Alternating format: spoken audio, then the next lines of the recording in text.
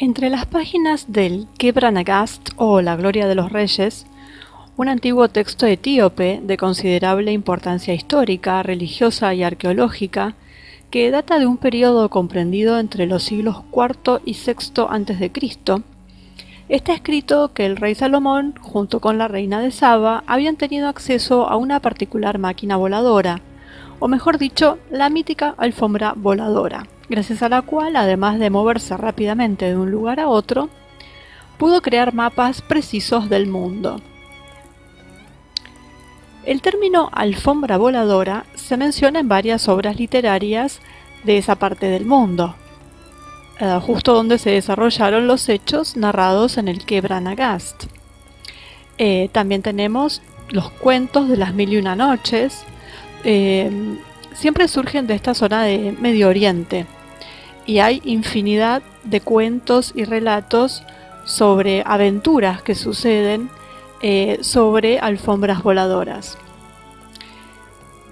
Esto podría sugerir que los autores de la época comenzaron a usar palabras que ellos conocían para describir una especie de máquina voladora, con los que probablemente tuvieran que lidiar en varias ocasiones. Es decir, que volaba es un hecho, y ellos lo llamaron alfombra, que era lo que conocían.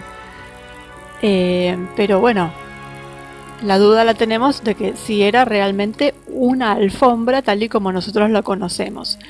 La única certeza que tenemos es que es algo que volaba, porque de hecho volaba y así lo cuentan. También tenemos tradiciones tibetanas que hablan de cómo un rey sobrevoló los cielos del Tíbet con un medio similar. Mientras que en la tradición del Medio Oriente se dice de cómo el rey Salomón tuvo a su disposición este increíble elemento, digamos, para llegar a varios lugares de toda la zona, incluyendo las llamadas montañas del rey Salomón, descritas por tener una cima estrictamente nivelada y aplanada, una característica que para los teóricos de los antiguos astronautas podría indicar la presencia de especie de aeropuertos potenciales para máquinas antiguas, o alfombras voladoras, o cualquier artefacto que volara. De hecho, también se ha mencionado en varias leyendas y en varios escritos antiguos, como por ejemplo donde se relata la historia de Gilgamesh, en donde también va a un monte aplanado que suponen los investigadores modernos que podría ser el monte del templo en Jerusalén justamente, y que sería como una plataforma utilizada para estos fines. Así parece por los relatos que hay, que siempre terminan aterrizando de alguna forma en ese lugar, o incluso saliendo como eyectados de ese lugar. Y acá tenemos, en el caso de Salomón, se le agrega el hecho de que iba en una alfombra voladora. O sea, en lo que saquemos la palabra alfombra y es algo que volaba. Muchas leyendas hablan de dioses y de poderosas divinidades que viajaron de una parte de la Tierra a otra a bordo de poderosas máquinas voladoras. Numerosas historias de diferentes culturas alrededor del mundo se refieren a eso.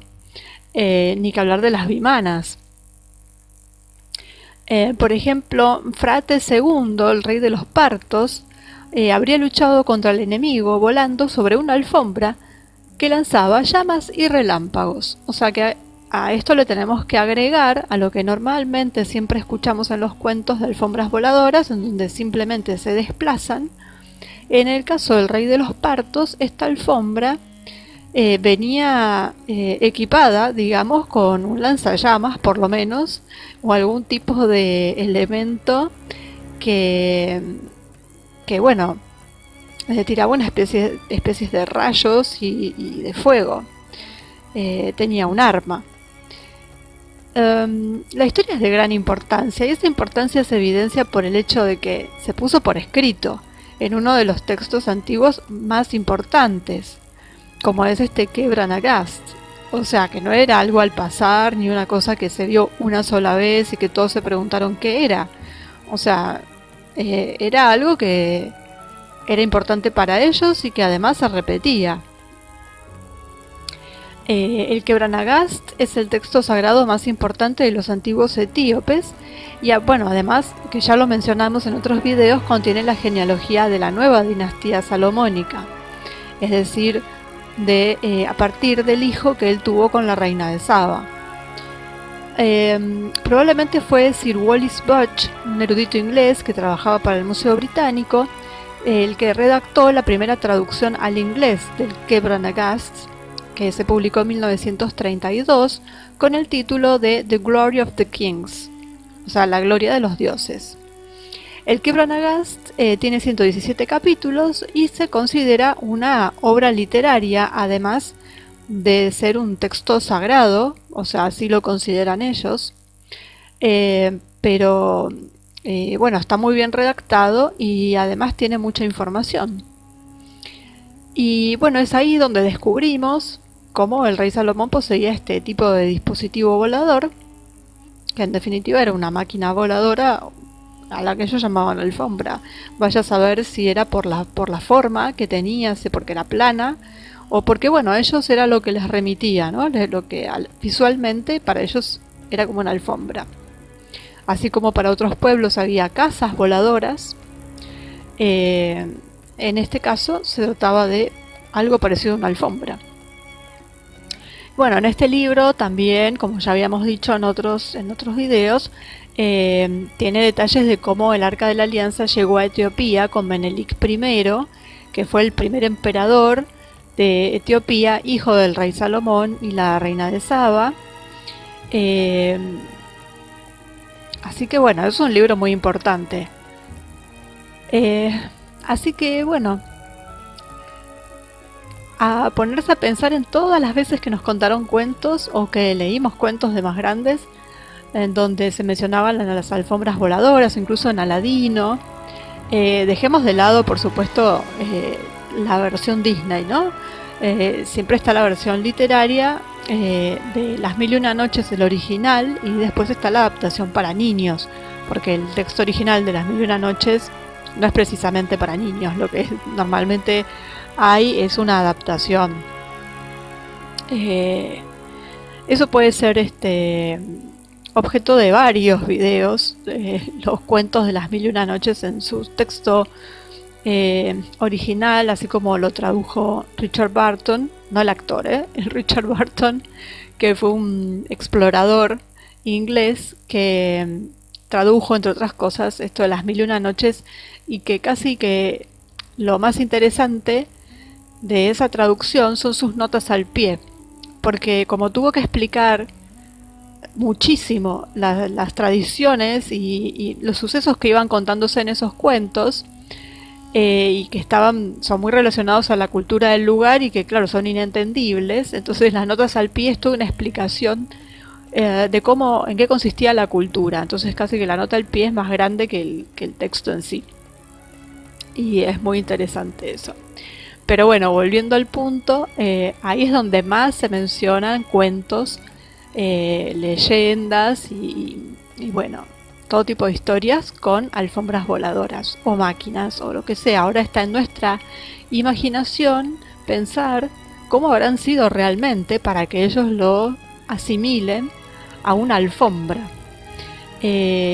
o si de alguna forma ellos, a los que lo utilizaban, digamos, tapaban el artefacto con una alfombra y se sentaban sobre esta alfombra. Vaya uno a saber, quizás era un artefacto cubierto por una alfombra, o quizás era algo que a las personas comunes les parecía una alfombra. Eso no lo vamos a saber nunca, y ahí bueno, podemos tejer cantidad de teorías, cada uno tendrá la suya. Y bueno, y ahí es donde se despierta digamos que el ingenio de cada uno para pensar cómo habrán sido. Así que bueno, ahí nos quedamos con las alfombras voladoras, que siempre fueron muy llamativas y los cuentos siempre fueron muy entretenidos con esto, pero que claro, uno de chico no va a pensar que eran reales, ¿no? Sino que pensaban que era bueno, algo mágico. Pero bueno, sabemos que la magia existe, pero es otra cosa.